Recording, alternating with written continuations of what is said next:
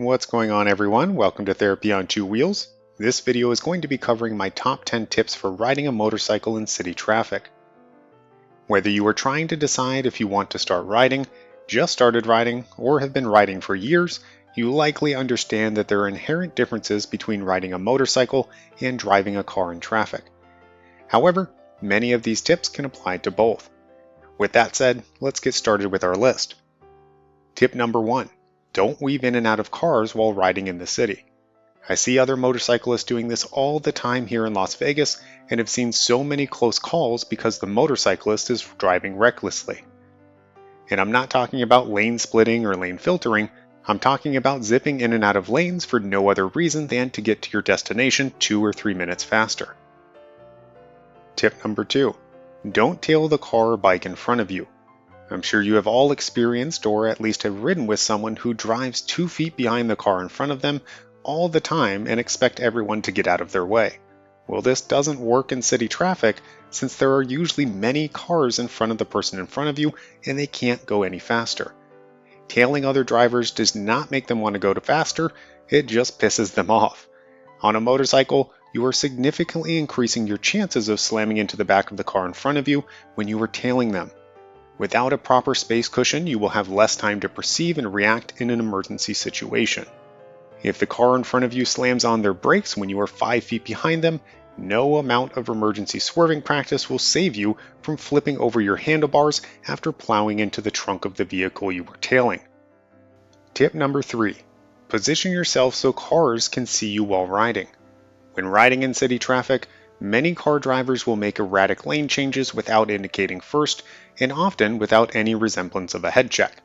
If you are sitting in someone's blind spot at any point in time, expect that they will not be able to see you, and expect at any time they will cut right out in front of you.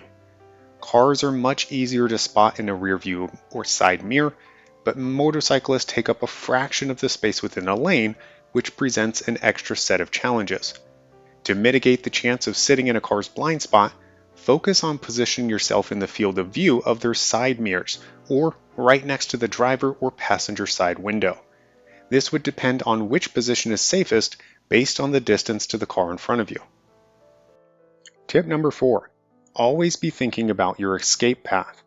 This one is super important in city traffic since the flow of traffic is often erratic, with many drivers staring at their phones instead of paying attention to the world around them.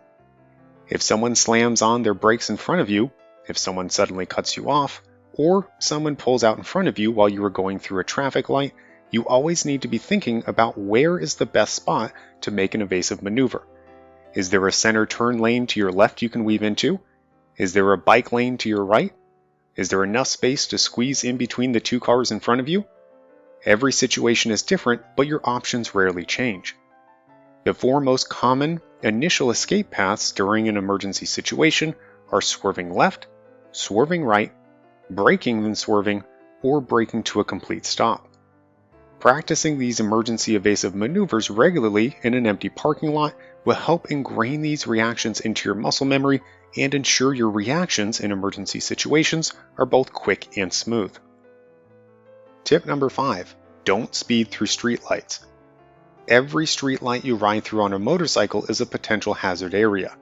You have cars in the same lane as you trying to make a left-hand turn that may decide they actually want to go straight ahead instead. You have cars in the opposite lane also trying to make a left-hand turn or U-turn in front of you. And you have cars in the cross streets trying to make a right-hand turn into your lane. These are the 3 potential hazards I look for every time I go through an intersection, as they are the most common causes of motorcycle accidents when traffic lights are involved. When approaching a street light, you don't need to slow down, but also you should not be going full throttle through the intersection. Keep in mind that if you can't see the car, they for sure cannot see you. Tip number 6. Understand that there will be a lot of stop and go traffic in larger cities. The more densely populated the city you live in, the worse your traffic is likely to be. If you live in cities like Chicago, New York, or Boston, and are always in stop and go traffic, it would be an extremely bad idea to purchase a 1000cc sport bike to commute back and forth to work. If your average speed is 40 miles per hour, you are wasting so much money buying a bike with 200 horsepower. You will never get anywhere close to using the full potential of the bike and are likely going to be very uncomfortable on most of your trips. Instead, look for something in the 250 to 500cc range with better ergonomics for daily city driving. Heck, even most 125s will do the job in many major cities where the speed limit stays under 50 miles per hour and you don't need to do any highway travel. Tip number 7. Pay attention to the cars down the road, not just the car right in front of you. All too often, the car in front of you is not paying attention to the road ahead and has to slam on their brakes when they see a sea of red lights quickly approaching. As a motorcyclist, we are always taught to look where we want to go when riding through a turn. The same is true when riding in traffic, especially at higher speeds. If you are only focusing on what is directly in front of you at all times, it is very difficult to plan your ride ahead. Now, I'm not saying to stare a mile ahead for 30 seconds at a time, but rather to shift your focus from what's right in front of you to what is 1 to 200 yards ahead for a second or two every so often. This will give you a better sense of which lane you need to be in, prevent you from having to aggressively brake if the car in front of you has a late reaction, and give you time to adjust your speed if you see the cars are slowing ahead. Tip number 8. Lower your expectations of other drivers on the road. When I first started riding, it was eye-opening to me how bad people are at driving and how little they regard the well-being of others on the road. If you are used to driving in a car, you have structures built into the frame of the car that will provide you with a fair amount of protection in the event of a collision or crash. On a motorcycle, you have nothing. This gives you a real sense of vulnerability the first time you hop on a bike and are boxed in by cars on all sides.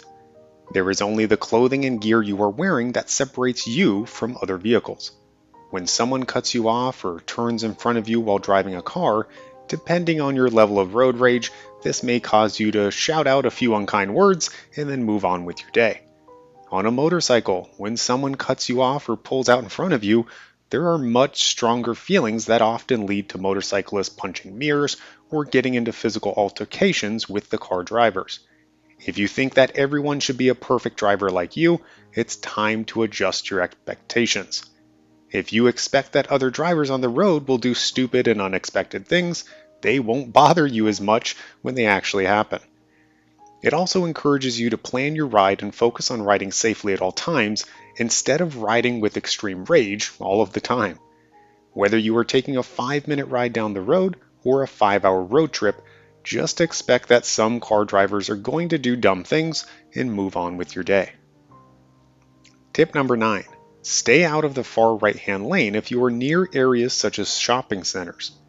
If there are a lot of entrances and exits, someone is bound to pull out in front of you sooner or later when you are riding in the right-hand lane. If you are riding close to dawn or dusk, these chances are even greater. With low visibility, many car drivers are only looking for other cars on the road. Motorcycles tend to blend in with other cars and are completely overlooked altogether when visibility is less than ideal. If it's an option for the road you are traveling on, it's best to stay in the left or middle lanes to mitigate the chances of needing to practice your progressive brake pressure while traveling through high traffic areas. Looking at the wheels of the cars perpendicular to you is one of the best ways to tell if a car is moving forward or not. If you don't see any wheel turn, then the car is likely going to stay put. If you see the wheels start to move on that same car, cover your brake lever and begin to progressively brake or swerve to avoid a potential collision. I normally try to avoid the far right-hand lane unless I will be making a right-hand turn within the next quarter mile of my route. Tip number 10. Slow down when approaching a right or left-hand turn. One of the easiest ways to low side is going into a corner too fast. If you are coming up to a right-hand turn, make sure you slow down enough so you can see what the road looks like ahead. I live in Las Vegas and way too often I come to a street light with a patch of dirt or gravel in the turn lane that will easily cause my back tire to slide out from under me if I take the corner too fast.